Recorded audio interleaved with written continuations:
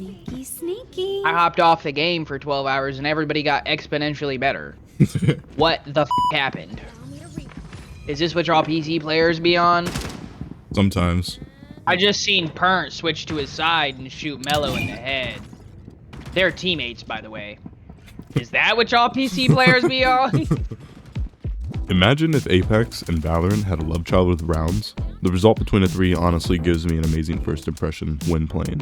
There is quite a lot going on when it comes to this game. FragPunk is of the first-person tactical team-based shooter genre, and keep in mind, when I was playing this, it was in the closed beta, so I really got fortunate to play test it with a few friends of mine and see if there were any bugs. And if I'm being honest, this game is very minimally bugged, and it feels extremely well-rounded and clean. From the gunplay to the movement to the strategy in the game, it all just feels very fluid. All my life I was looking for a sign. Although you can do other game modes in this game, the standard search and destroy style is where it shines the most in my opinion, but where it strays away from the feel of Valorant and the looks of Apex is honestly the cool new mechanic that is similar to that of the game of rounds, where you get to choose a set of cards at the beginning of every round that will give your team an advantage over the enemy team. This can be as simple as healing over time, movement speed increase, or increased ammo, for example. But some of them are actually insane, like being able to resurrect your teammates from the dead and make them into zombies, or even the ability to take out your own eye and use it as a camera in exchange for a fraction of your screen to be reduced in sight. And that's just a few cards. In the main mode, there's currently 111 cards to cycle through. This game has quite a lot of potential with the card system because there are cards out there that just straight up counter other cards, so it makes you prioritize tactics over sheer power when it comes to choosing these cards. And the system is honestly just one aspect of the game that makes it shine above all other FPS tactical shooters. All my life I was looking for a sign. In this game, we don't have legends or agents.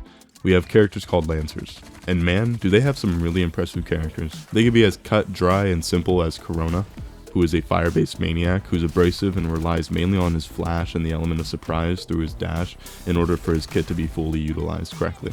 But can also be extremely advanced in its mechanics with characters like Spider or Sonar, where they are really heavily corrected on the positioning for their abilities far more than others, and the placement of zone controls. At the time of this closed beta, there are currently 12 Lancers, and although a lot of them have one-shotting abilities, I wouldn't necessarily say that the game is busted or that they're overpowered. All the characters have their own place in the game, and one character doesn't feel like they overshine above the rest, which is really refreshing given that this game is a beta.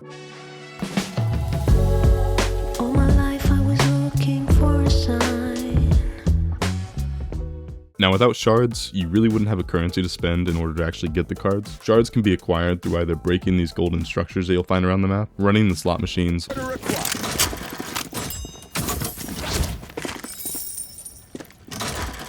Dude, come on, I was giving somebody a weapon. You're or even getting kills. When it comes to the gun system in this game, you don't necessarily need shards to buy them. They are free, but there's a catch. If you win the round, you either keep and swap that weapon, but if you lose the round, that gun is no longer available to use unless you get lucky in the slot machines, or you have someone else gift you a weapon from request. So think of shards as a valuable resource. On some rounds, you may want to dump your entire earnings into a card for a maximum result, while on others, you might just want to not use any at all. It honestly just depends on the deck that you're dealt.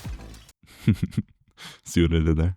Winning in this game comes down to one thing: getting 4 clean rounds where you and your team succeed winning. And most of the time, you'll come across either stomping people or getting stomped by others. But every once in a while, you'll get the experience, the painstaking, nerve-wracking, tendon-shaking, sweat-dripping down from your face feeling from the secret mode called 1v1 duels. All my life I was looking for a sign.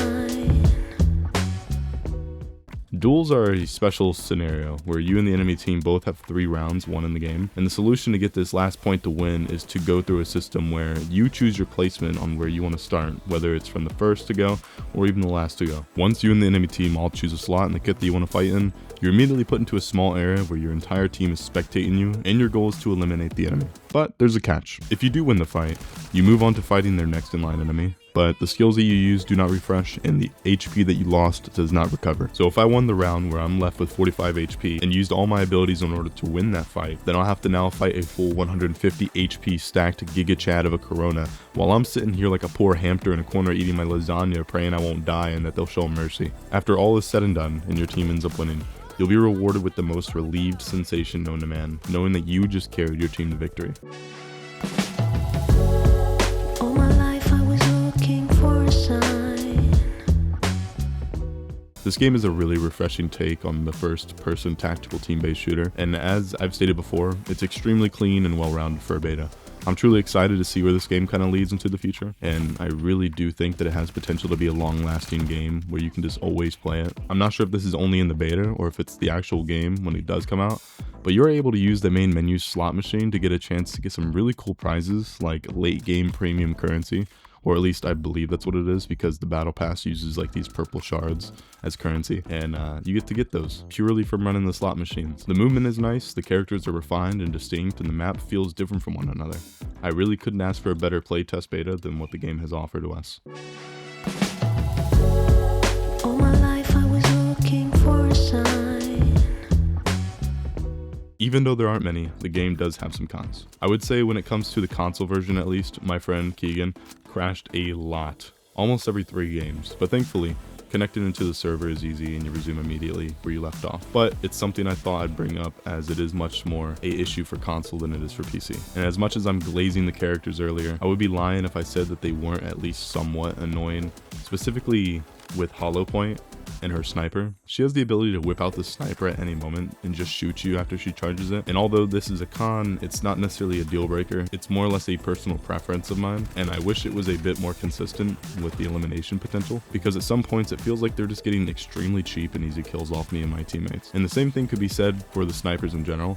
It doesn't matter if you hit them in the chest. If you're too far away, it won't one-shot them. But if you're even close and hit them in the lower region, you'll get the kill. I think it should be tweaked where if you hit the limbs or the stomach area, it would be a hit marker, while the chest and the upper area, regardless of the range, will secure a one-shot kill. And once again, this is just my opinion on it.